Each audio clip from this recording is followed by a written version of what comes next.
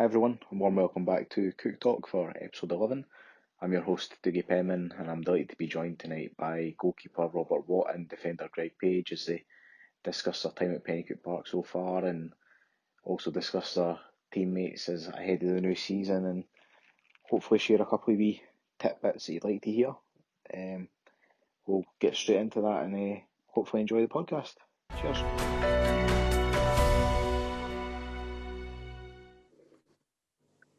So Pagey and Bob, you were obviously teammates at Tynecastle before you joined Penicuik. What was that like for the two of you playing together there? It was obviously good. I went to school with Bob, so it was obviously good to play in the same team as him. I knew him before I joined, and I just got on really well with him. So we had a brilliant team at Tynecastle. Obviously played under Stevie Vinter and his brother Ross, and then obviously Lee Wallace was there as well. So I thoroughly enjoyed my time there. The training was always brilliant and it was always professional, so I really enjoyed it, yeah. I just echo that as well. I really enjoyed my time at Tynecastle. Coming up through the 20s was good as well. Obviously, get that first team experience before moving on to Penicuik. Just as Pagey said, it was a really enjoyable couple of years there. Pagey, you joined us first in November 2018 alongside your fellow Tynecastle teammate Dean Crabb. How did that move come about for you? To be honest, it was quite quick. A former teammate, Mark Leslie, worked beside Tony at the time through the SFA, so they kind of knew each other. Mark kind of said a few words to Tony, and then it kind of just spiralled for there. Kev phoned me, and after speaking to Kev, I was just really excited to get in and try and get it signed. But then that was it, really. I just kind of, I think I trained the Tuesday and Thursday, and then we played Newton Grange on the Saturday. And then ever since that, I just kind of settled in really well, and just really enjoyed it ever since then. Also, you mentioned you've been at school together, played together at Tynecastle. You couldn't be separated for long. Bob, you joined us 4 months later in March, but was it nice to be reunited again at Penicuik?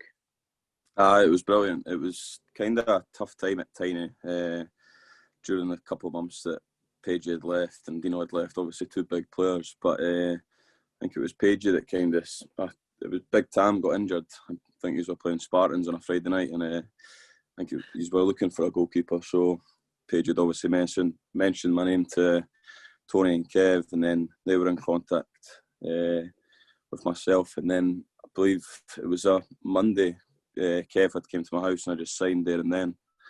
And then I think it was a Tuesday night I played my first game against Peebles, I think it was. Pretty sure we won 5-0, so good to get a clean sheet in early doors. But it's been brilliant ever since I came in. You said there was a few tough months at Tynecastle. Do you just compare that then of enjoying Penicuik and winning Conference A so quickly after signing? Yeah, it was just the complete opposite, to be honest. Most weeks at Tynecastle we were struggling, to be honest. So it was a complete flip from coming into that team and flying with confidence and obviously going for the league. So it was a massive difference, but great to come into a team like that. It was brilliant. Ever since the first game, I played alongside Dawson, and it was just, he made it easy for me. It was really good. I think that coming into a team with such good players around me, it made it really easy, and I just slotted in really well. And then we kind of just kept going for there week after week. Tony and Kev always emphasised just to keep winning, and training was the exact same. It was high tempo and things, so it was just really good to come in a winning team with a winning mentality, so I really enjoyed it. And last year also was your first full year at Penicuik for the both of yous. And I suppose the highlight is the Scottish Cup run, and how was that for you both stepping into the Scottish Cup? And I'm sure Bob, you'll mention that you were man of the match against Partick, and I'm 100% sure Pagey's going to mention that he nearly scored. Well, I think it was one of my mates that mentioned that. I didn't care if he was winding me up or not, so I'll leave that to them to decide that. But I've heard Pagey mention that a fair few times about him. It was surprised it came off the right foot anyway.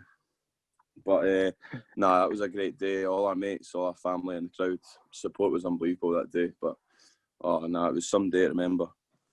I'll just add to that. To be honest, I couldn't believe when it was scored as well. It was kind of a wee joke between me and Scotty at the time. It got blocked kind of at the penalty spot, so I was just telling everyone that. But it was an amazing day, as Bob said. I just couldn't believe we both started and we both played the 90 minutes. So it was just a great day for the club. All our mates, all our family, and it was just one to remember, really. And you got a souvenir as well, didn't you? Oh yeah, aye. It was brilliant to play against Kenny Miller, really. But to play against Partick, Stenhousemuir, it was really good that season. And hopefully we'll repeat that maybe in the following seasons to come. Obviously, we're waiting for the start of season 2021, and it's been a long time coming. But what's your thoughts going into the new season? What are you hoping for? I think that the players we've signed, obviously we met them, and it's just, I think we need to keep going. Maybe a few more bodies coming in, I don't know, but hopefully we just keep going from there where we left off. Really, I think the original squad that we've got is capable of doing well this season. So we just need to work hard and take each game as it comes. Really.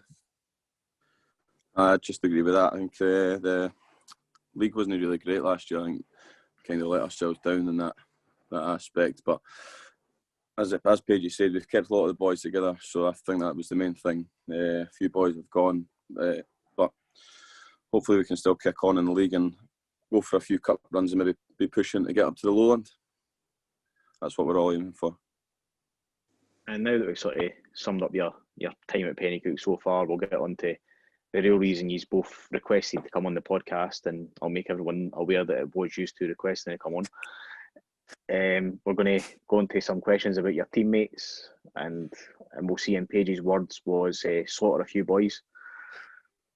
Page's words, aye. So we'll just go with the first one we've got down here is the most skillful. Most skillful, I'll let Page answer that. He trains with all the boys. Tough one, really. I've got a few skillful boys, but I think for me, it's got to be Joe Viola. He's came back for his loan spell, which I believe he done really well there. So I think it's got to be him. He's just he's so quick and he's put me in a few positions myself. So it's got to be him. Contrast that with least skillful. I'd go out there and say it's harsh, but Bapty, just the same trick every time. Inside, outside with the left foot. So who would you say is the smartest one in the dressing room? Forbesy. Without a shadow of a doubt, I think everyone would agree on that. I'd put Tans in there. I didn't expect it. I didn't expect a lot of Tansy, but he came to prove me wrong in the quizzes. So I'd give Tansy a wee mention there. And who would you say is the least intelligent in the dressing room based on their quiz performances? It's a tough one, I think. There's a lot of boys, but I think in my opinion, I think it could be Liam O'Donnell. He never took part in any quizzes. I think he was just a bit too scared to come last. So I think it could be him. I would agree with that. I know a lot of boys would go for me, but Liam O'Donnell didn't have the ball to come on, so got a comment for that. And who's best dressed on a night out? I think Liam O'Donnell gives it a good shot. If not, I think an ex-teammate, Jordan Caddle, he was definitely, at my time at Penicuik, he definitely was pretty dapper on nights out as well. And who would you say is the worst dressed? Who's the one that you just didn't want to be seen with? Probably Summy. Ripped jeans, just not a good look. Tried to tell him, but I must add a wee point in there. It's always the same footwear with Summy. I've never seen him without a pair of Vans on. He's got all the money in the world, but he just doesn't seem to buy a new pair of trainers for the night out. And talking of nights out, who's best on a night out? Definitely Grinchy. Absolutely ridiculous on the dance floor. Newcastle was unbelievable with him. He was up all night dancing. And who's the complete liability? Not so much liability, but I'd say Pagey. No comment. Aye, well, there you go, Dougie. Who's the team joker? Team joker, probably Grinchy as well. He's always in the group chat sending something in. He's always playing wee pranks on people and things like that. So I'd probably say Grinchy, aye. Yeah, I'd go with Grinchy.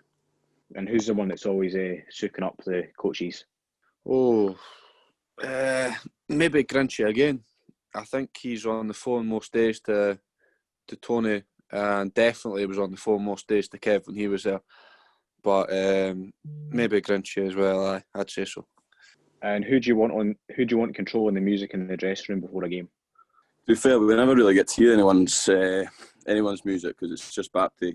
He'll turn up first the games, take the speaker, and that'll just be it. So you could put Bapty down as best and worst because that's all you get to hear.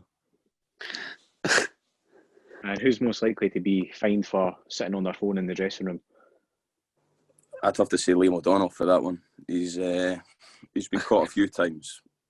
He's trying to sit next to me and keep his phone hidden, but I think he must have the most fines for being on the phone. It's absolutely unbelievable. I definitely have to agree with that, Bob. And who's the best trainer? I'd definitely probably say Paul Tansey. I don't know what age he is now, but he's just an absolute machine. The 5K times he was telling us about in the lockdown was just ridiculous.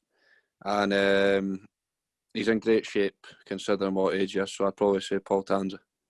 I'd just have to say Tansey as well. That's him completed the bleep test twice now. As Pagey said, it is unbelievable. Some of the 5K times were ridiculous. I was on a bike and he was still going quicker than me, so fair play to him. Does that put you in the running for worst trainer then? Different training, Dougie, as John would back me up on that. Different training.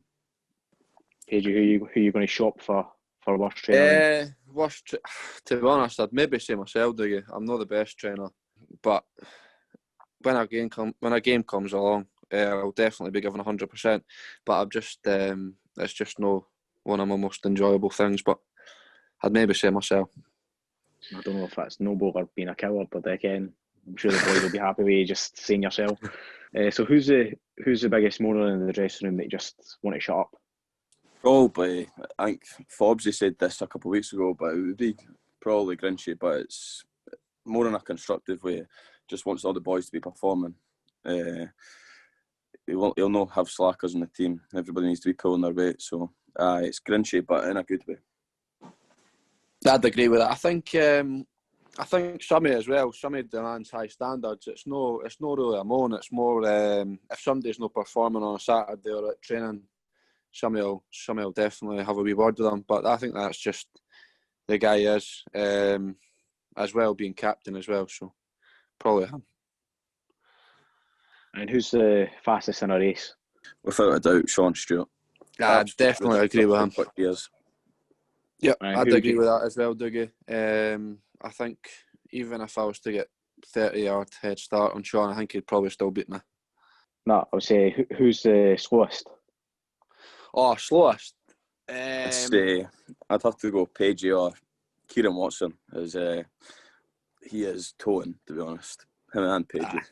I'd take that on the chin. It's definitely between myself. I think Kieran's maybe a wee bit harsh, but I'd definitely be putting Bapty in there. Me and Bapty on that left-hand side, it could be trouble at times, but we just need to get on with it, really. So we've got a few nicknames in the squad. Just there's usual, typical Summy, Grinchy, Pagey. But who's got the best nickname? I'd have to say Big Doss. The comparison to Dawson, Michael Dawson, is unbelievable. I didn't actually notice it until somebody pointed it out, obviously, because I never knew why he was called Doss. As soon as someone pointed it out, I was like, that is unbelievable. They're identical. Spitting image. I'd have to say Big Doss. That's the best nickname. Yeah, I'd agree with that as well, but definitely. To be honest, I think Tatty as well. That's quite a strange one. Maybe for his lack of hair and his shape of head. Probably, maybe Tatty as well, actually. I'm not too sure. And Bob, here's one you can probably answer: is who's got the hardest shot? I think that just goes without saying. Tansey, even in training, he's 2 yards away from the goals and he's blasting it right in my face. Same with Bapty, actually. Bapty can hit the ball as well. So I'd definitely say Tansy, though. You can strike a ball. And also, in your time at Penicuik, you've played under Kevin Toney, but who in the dressing room do you think could be a manager in the future? Bapty's got a really good chance. I think he loves his football. Away for obviously Penicuik, he's obviously doing coaching in that at the moment. I think that's something that he'd really get into. I'm not too sure actually. Probably Forbes would be a great manager as well. So maybe Forbes as well for me. Aye, I'd agree with Bapty and Forbes. Both good shouts. Bapty's obviously got his own coaching company going on. And as well as Forbes, have a great relationship with the players. But Summy as well. I think Summy would be a good coach. He's a great leader, so I think he'd be within a shout. And how would you do if it was a Page and Watt double managerial duo? Horrendous. Relegated. Yeah, definitely. I'd say. Can't be one for more than 90 minutes, do you? Yeah, I'd definitely say it. We'd be toiling, but yeah, probably relegation. All right, Dougie, cheers for that. Cheers, Dougie. Thank you very much. Cheers. Cheers. Bye.